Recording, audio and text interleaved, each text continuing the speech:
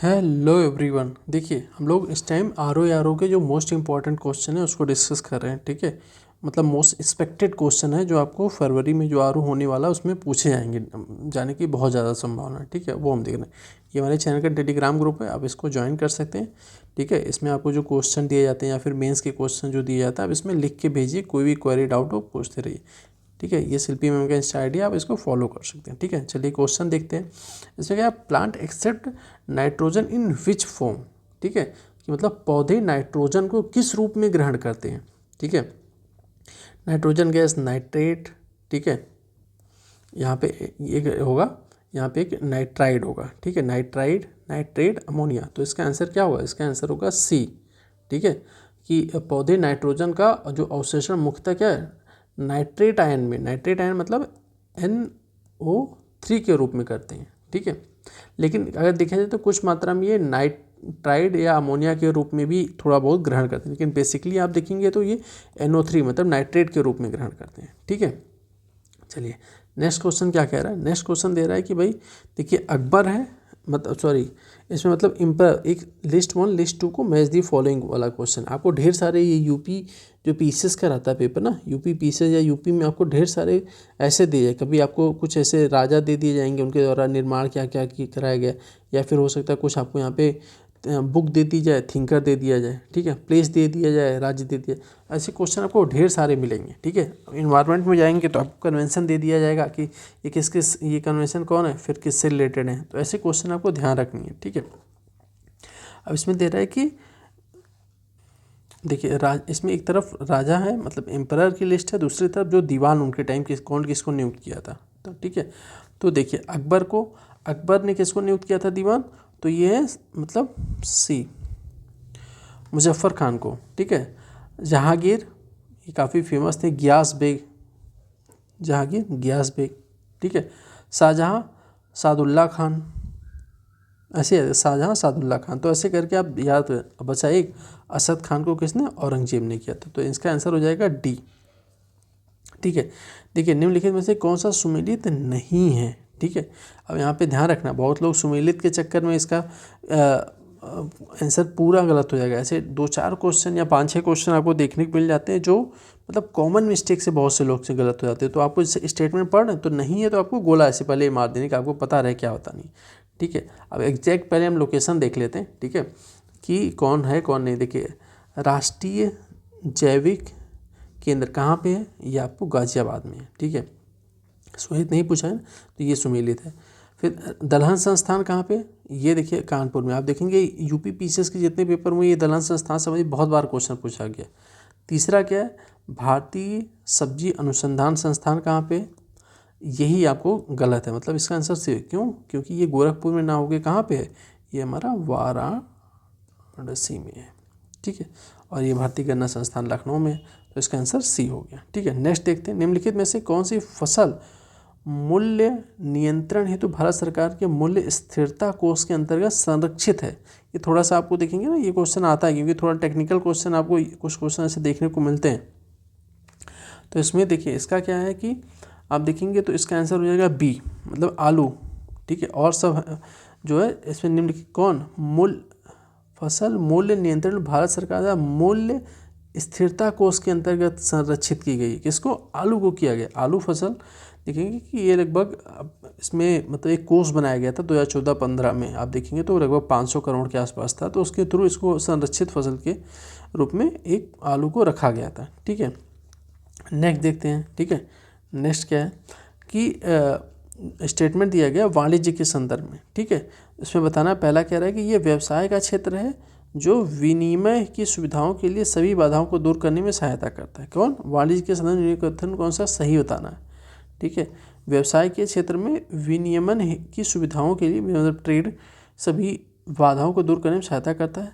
ये उपभोक्ताओं तक उत्पादों को विपरीत नहीं होता, यहाँ पे ये विपरीत नहीं होगा, थोड़ा सा मिसप्रिंट है, यहाँ पे होगा वितरित। ठीक है,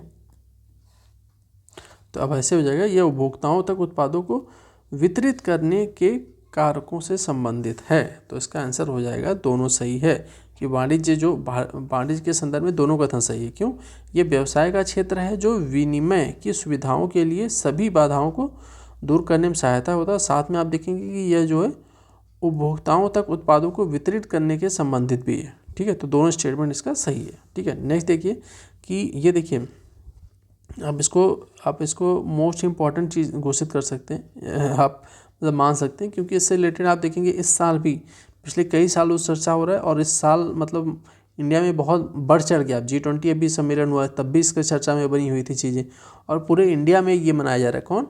संयुक्त राष्ट्र महासभा ने वर्ष 2023 को निम्नलिखित किस वर्ष के रूप में घोषित किया? ये काफ़ी ईजी है और बहुत ही ज़्यादा इंपॉर्टेंट है। तो मिलेट वर्ष के रूप में, मतलब मोटे अनाज की हम लोग मना रहे हैं ना, मोटे अनाज वर्ष के रूप में 2023 को मनाया जा रहा है। तो बहुत ज़्यादा चर्चा में थी, तो ये बहुत इंपॉर्टेंट है। देखिए, भूमध्य सागरीय वन नहीं पाया जाता है। ठीक है, भूमध्य सागरीय वन नहीं पाया जाता है। ठीक है, कौन सा इसमें नहीं होगा आप बताइए तब तक। इसका आंसर हो जाएगा सागौन, क्योंकि आप देखेंगे सागौन जो ना, देखिए आपको पता होगा सागौन जो है कौन सा है, सागौन आपको पाया जाएगा उष्ण कटिबंधीय वनों में आता है सागौन। ठीक है, और जो है आपको कौन सा इसमें भूमध्य सागरीय में ओक, जैतून, चेस्टनट, ये जो है आपको भूमध्य सागरीय, जबकि सागौन इसमें नहीं पूछा है तो सागौन हो जाएगा। ठीक है, क्योंकि सागौन उष्णकटिबंधीय क्षेत्रों में पाया जाता है। चलिए, निम्नलिखित में से कौन सा मैग्रो क्षेत्र गोदावरी नदी डेल्टा पर अवस्थित है? ठीक है, तो इसमें हो जाएगा इसका आंसर कौन सा, इसमें हो जाएगा इसका answer D, Coringa.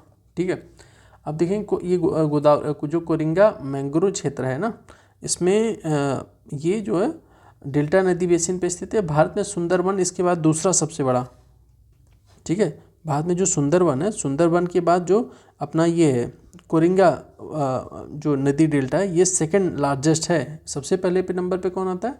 Sundarban delta आता है। ठीक है, ठीक है, आपको समझ में आ गया ना। इसमें पूरा गोदावरी नदी डेल्टा में कौन सा अवस्थित है? तो कोरिंगा। इसमें मैंग्रोव क्षेत्र कौन गोदावरी नदी डेल्टा में स्थित है? तो कोरिंगा जो है सेकंड लार्जेस्ट है। फर्स्ट कौन सा? सुंदरवन। ठीक है, दूसरे कह रहे हैं कि रामसर निम्नलिखित में से कौन सा रामसर स्थल या आर्द्रभूमि स्थल भारत के किसी राज्य में अवस्थित है? ठीक है, ये क्वेश्चन थोड़ा सा आप ध्यान से पढ़ेंगे तो इसमें आपको पता होगा, तो इसमें पता चलेगा क्या पूछ रहे हैं। तो इसका आंसर हो जाएगा बी। ठीक है, इसमें देखिए सिंपल सी बात है कि इसमें पूछ रहा है कि जो रामसर साइट यहाँ पे कुछ दी हुई हैं, तो कह रहा है कि इंडिया के स्टेट में कौन से इसमें है। ठीक है, तो पॉइंट कैलीमर वन्यजीव अभ्यारण्य और पक्षी अभ्यारण्य कहाँ पे है? आप इसको देखेंगे, ये हमारे राज्य के तमिलनाडु के, ठीक है, ऐसे देख लिए, तमिलनाडु के नागपट्टनम जिले में अवस्थित है। ठीक है, ये आप देखेंगे यहाँ पे क्या पाया जाता है, इसमें ब्लैक बग जो होता है ना, उसको संरक्षण के लिए बनाया गया था पॉइंट कैलीमर। ठीक है, और जो इसमें दिया क्यों नहीं है, क्योंकि देखेंगे कुछ हो सकता है कि इसे इसमें जो और वेटलैंड एरिया हैं, इसमें कुछ जैसे कि बंगाल की खाड़ी में कुछ जो है पाक जल डमरू के क्षेत्र में पाई जाती हैं। तो इसमें बस यही है जो प्रॉपर स्टेट में है। ठीक है, आपको यहाँ पे एक होमवर्क भी है कि आप थोड़ा रामसर साइट के बारे में ना, आप कब घोषित किया गया, किस शहर के नाम पे, क्योंकि कभी ये भी क्वेश्चन होता है किस शहर के थ्रू ये मतलब जो समझौता है कहाँ पे पहली बार हस्ताक्षर किया गया था, तो कहाँ से निकला, किस ईयर में हुआ, तो आप दोनों बताइए। ठीक है, होमवर्क है आपको ये, क्योंकि इससे क्वेश्चन आए और बनने की संभावना भी है।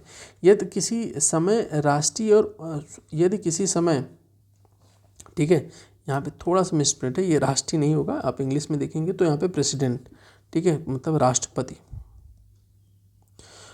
और ये कई बार देखिए ये भी पूछा, यदि किसी समय राष्ट्रपति और उपराष्ट्रपति दोनों का पद रिक्त हो जाए तो राष्ट्रपति का कार्य कौन करेगा? मतलब कह रहा है कि भाई अगर ऐसे कि नहीं होता, आपने पढ़ा होगा कि भाई राष्ट्रपति हैं, अगर उनका पद रिक्त हो जाता तो उपराष्ट्रपति कार्यभार संभालेंगे। लेकिन अगर कह रहा है कि भाई राष्ट्रपति उपराष्ट्रपति दोनों का अगर रिक्त हो जा रहा है, ठीक है, तो फिर राष्ट्रपति का पद कौन संभालेगा?